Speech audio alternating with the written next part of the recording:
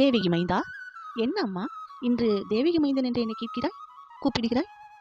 இல்லை கிருஷ்ணா, நான் உன்னிடம் ஒரு கேள்வி கேட்கவா? கேளம்மா, உங்களுக்கு இல்லாத உரிமையா?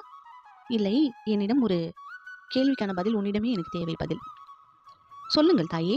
நீங்கள் என்ன சொல்கிறீர்களோ அது எனக்கு தெரிந்தால் சொல்வேன். உனக்கு தெரியாதது இல்லை கிருஷ்ணா, உனக்கு அனைத்துமே தெரியும் என்று எனக்கும் தெரியும். அப்படி என்றால் ஏன் தயக்கம்? கேளுங்கள்.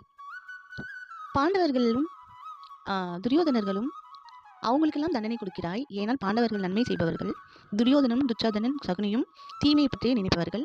அழிவு அவர்களுக்கு மட்டும் தேவைதானே?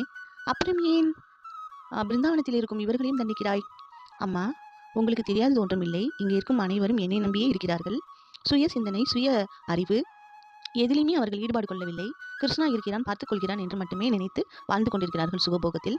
அதனால் அதற்கான மாற்றம் தேவையில்லவா? அதனால் அவர்களுக்கும் இது ஒரு தண்டனையே. நான் மட்டும் இருக்கிறேன் என்று என்னை மட்டுமே நம்பிவிடக்கூடாதல்லவா? அதற்காகவே இந்த தண்டனை.